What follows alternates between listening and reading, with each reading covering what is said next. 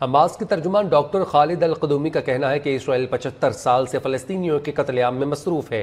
ہمیں اقوام متحدہ کے چارٹر اور قراردادوں کے مطابق انصاف دیا جائے۔ حماس کے ترجمان ڈاکٹر خالد القدومی نے فلسطین اسرائیل جنگ اور اس سے جنم لینے والی موجودہ صورتحال پر نیوز کے نمائندے ذیشان سعید سے خصوصی گفتگو کی ہے۔ مزید تفصیلات ان سے جانتے ہیں۔ جی ذیشان۔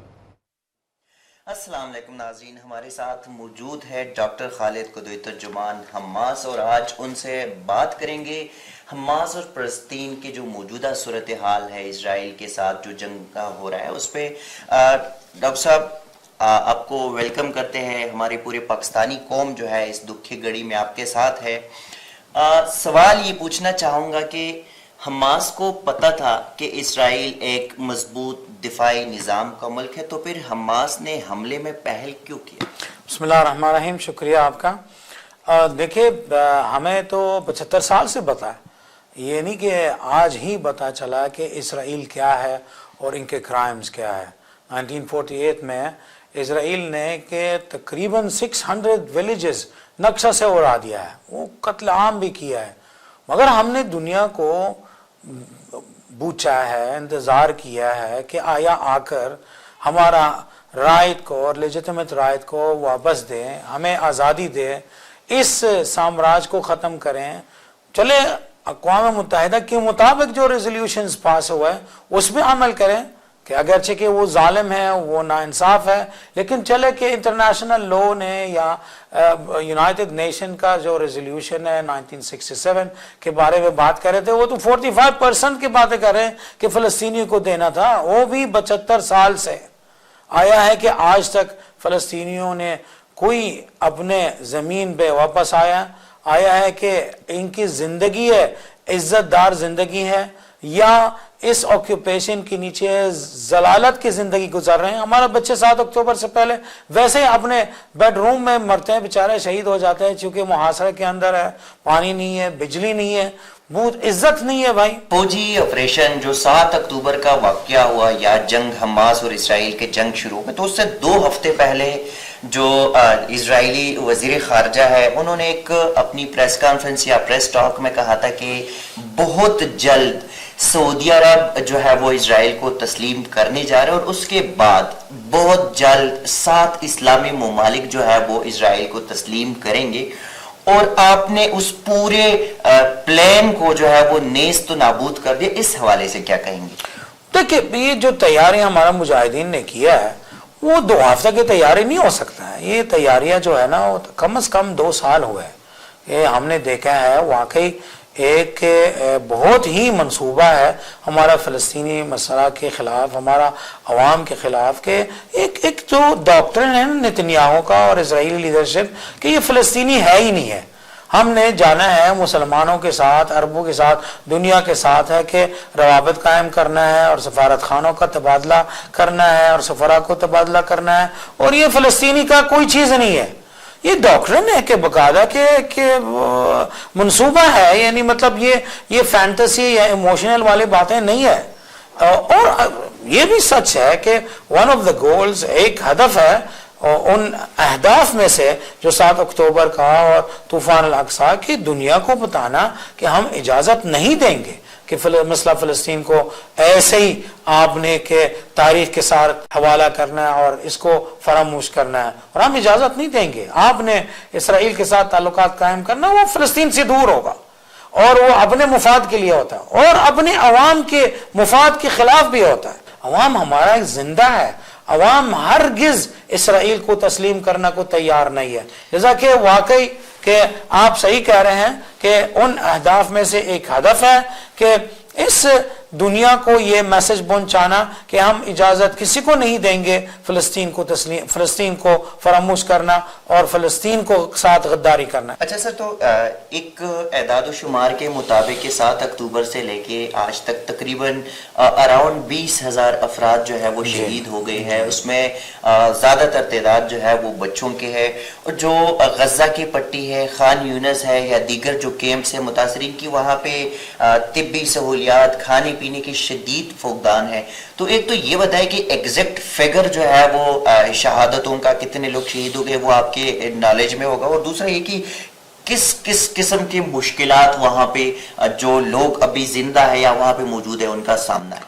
دیکھیے ہیلتھ منسٹری آف پیلسٹائن کے اعمار و شمار کے مطابق جو ہے آج کے 14 دسمبر کے مطابق تقریباً ہمارے پاس 18,600 شہید ہے، لیکن ساتھ ساتھ بھی آپ کو یہ بھی پتا ہونا چاہیے کہ تقریباً 7,000 to 8,000 کے لاس ہے، یعنی رمبلز کے نیچے ہے.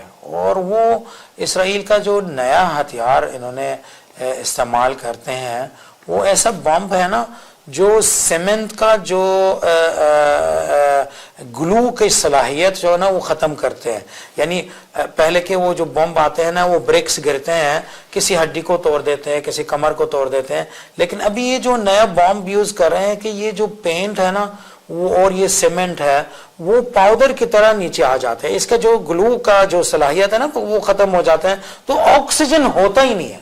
تو اکثر یہ جو 8,000 کے لاسٹ ہے نا وہ موسٹلی کہ اللہ ان کو رحم کرے، ان پہ رحم کرے کہ موسٹلی شہید ہوگا. یعنی آپ 20,000 سے زیادہ کی بات کر رہے ہیں شہداء ہیں ہمارا، اور ان میں سے تقریباً 70% ہے لیڈیز ہے اور بچے ہیں. اکثر ہوتا ہے ہم سننے میں کہ دوسری جنگوں میں آدمی زیادہ شہید ہوتے ہیں اور بچے کم شہید ہوتے ہیں.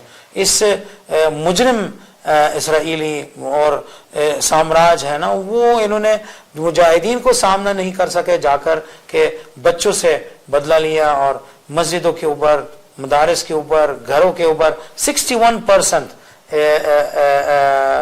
ریزیڈنشیل یونٹس میں جو غزہ میں ہوتا ہے کہ اس کا تباہ کیا ہے. 600,000 فلسطینی ہے، اب ان کا کوئی جگہ نہیں ہے کہ رہنے کا ہے. بلینز آف ڈالرز کا نقصان ہے کہ اگر انفراسٹرکچر کی بات کریں. ابھی ایوری تھنگ از نیڈڈ، ہر چیز جو آپ کے ذہن میں، پانی کا جو اسٹینڈرڈ نیڈ ہے WHO کے مطابق ہے 100 لیٹر ہر بندہ کے لیے روزانہ ہے.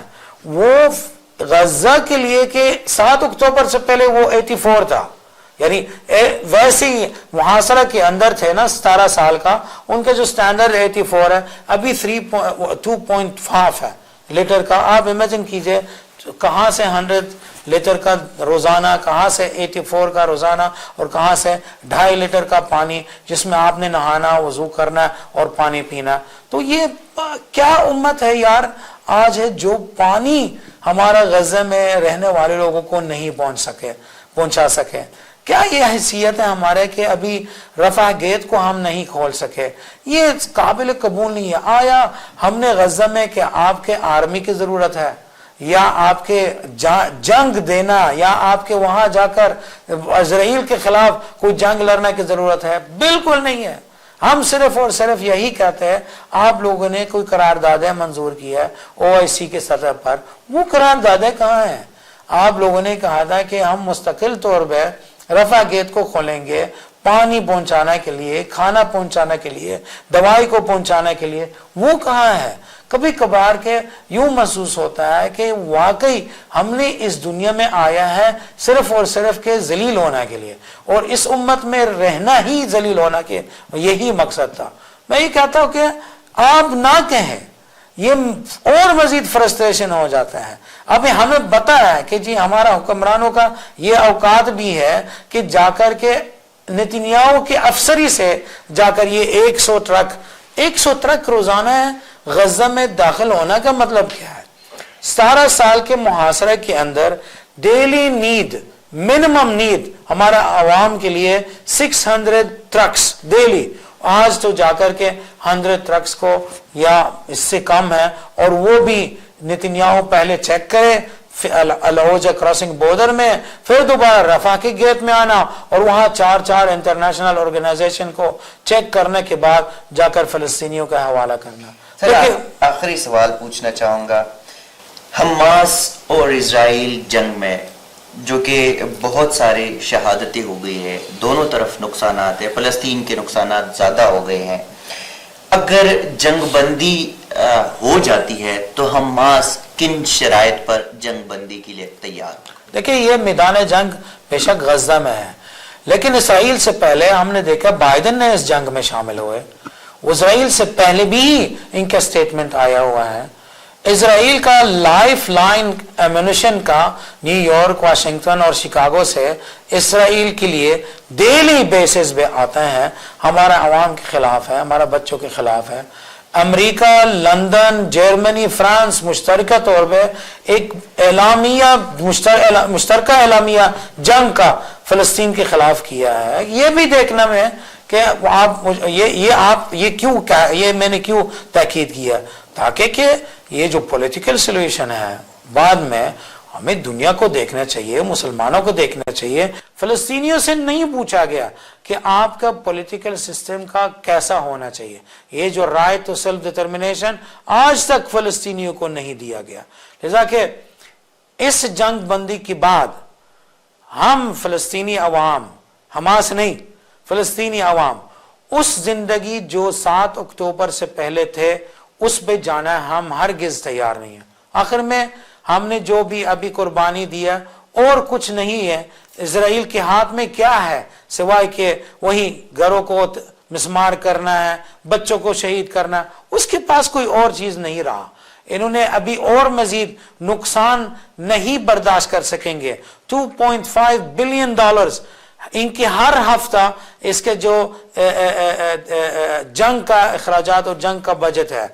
अमेरिका ने, बाइडेन ने एक budget billions of dollars, round about $60 billion को मंजूर करना चाह रहा था कांग्रेस ने हरगिज एग्री नहीं किया। और सिर्फ रिपब्लिकन नहीं है, इनके अपने लोग हैं जो डेमोक्रेट्स है, इनके दरमियान में इख्तिलाफात भी है कि ये जंग बंदी जरूर होना चाहिए।